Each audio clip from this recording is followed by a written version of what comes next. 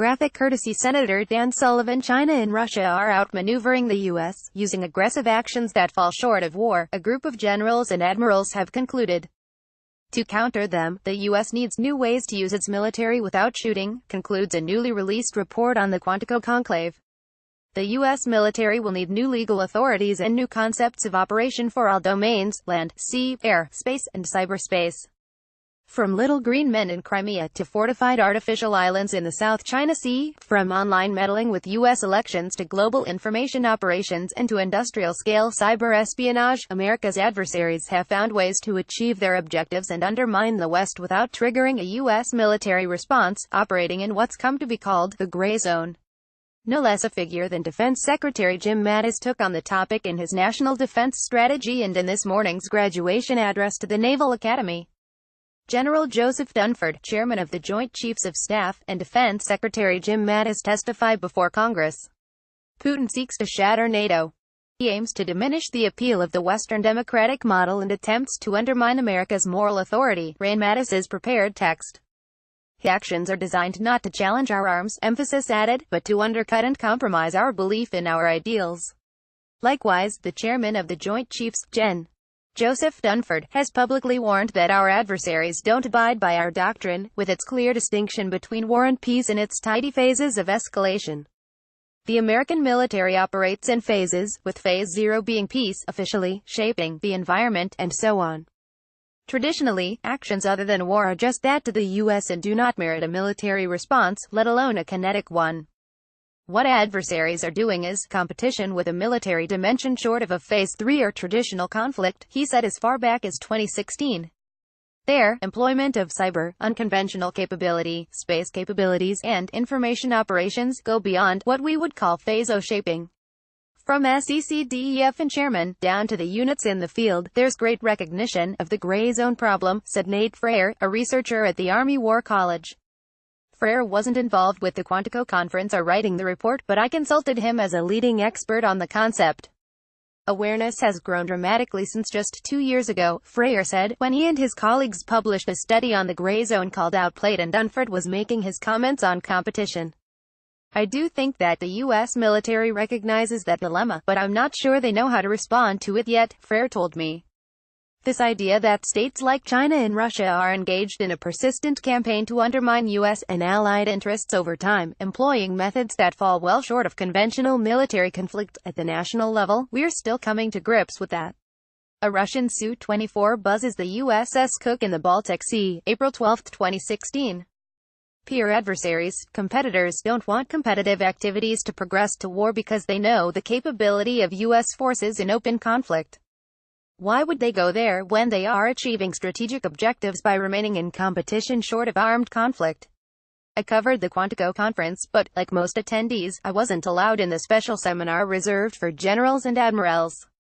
The event focused on the effort to coordinate forces across the land, sea, air, space, and cyberspace in a single seamless campaign known as multi-domain operations.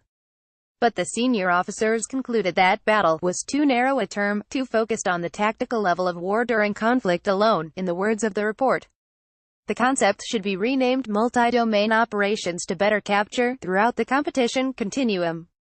From deterring adversaries during competition, quickly defeating adversaries in a short and decisive action to return to competition, or defeating adversaries in the event of a protracted conflict, short and decisive, won't apply in conflict against a great power, one briefer emphasized during the conference. The cycle described here, competition either deters or escalates to conflict, conflict resolves and de-escalates to competition, derives from Mattis's National Defense Strategy, which emphasizes the re-emergence of long-term strategic competition. Arguably, the word competition better captures what's happening between the U.S. and China, or the U.S. and Russia, than the terms like peace, or strategic shaping, aka phase 0. To the extent that saying competition helps people understand Russia and China are rivals, engaged in deliberate malign activities. Frere told me, the term is helpful. But it's not helpful, he went on, if conflict and competition just become a new pair of rigid categories to replace war and peace, obscuring the messiness of the real world. The report from Quantico keeps falling into this intellectual trap. Consider this passage. Just as the binary war-peace paradigm is insufficient to describe the global operating environment, authorities that are only available during conflict are insufficient. The joint force needs certain authorities prior to conflict in order to set the conditions to dominate if hostilities commence.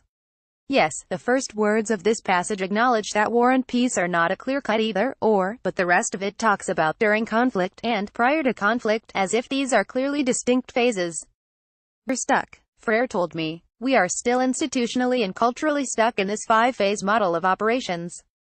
Our adversaries certainly aren't. Official phase model of military operations. Source: Joint Publication JP30, Joint Operations, Frere's strategy. The U.S. military should recognize that we can't operate in this peace-war dichotomy effectively anymore.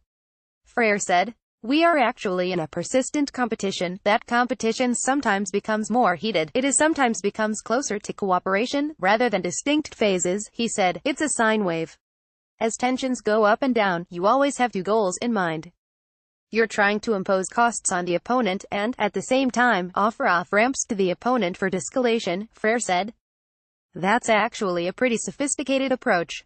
Every ship that sails, every advisor that goes abroad to train allies, every unit that participates in exercises, needs to be part of a larger plan to demonstrate U.S. resolve and capability, Frere said.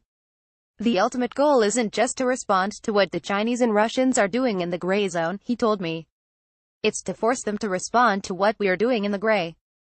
Nate Frere, for example, the U.S. Navy already conducts freedom of navigation operations, FONOPS, to defy unwarranted maritime claims around the world. But we do them with an even-handedness that's almost comically scrupulous, challenging everything from China's island building in the South China Sea to Malta's excessive strait baselines in the Mediterranean. Instead, Frere says, freedom of navigation operations should occur in a way that demonstrates military capability. It's not just a case of sailing someplace to prove you can, he argues, it's demonstrating you could conduct a military operation there if you needed to. On land, Frere said, special operations forces originated during World War II as a way to assist or create resistance movements in Axis-occupied territory. During the Cold War, NATO Special Ops laid the groundwork for partisan activity in West Germany in case of a Soviet invasion. If we rebuilt these unconventional warfare capabilities, we could make aggressors think twice about invading territory primed for resistance. We could even demonstrate to Russia and China we could assist resistance movements inside their territory, a threat both countries would take seriously given their long struggles with ethnic separatists.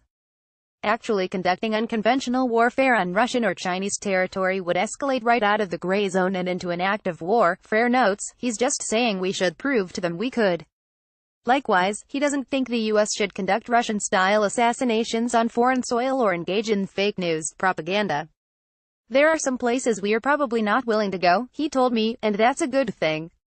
Within those moral limits, however, there's still a lot of innovative things we can think of, especially in cyberspace, Frere said, as long as we let ourselves. We have to spend some intellectual capital right now in defining what presence, maneuver, and action look like in those spaces, short of open military conflict, he told me.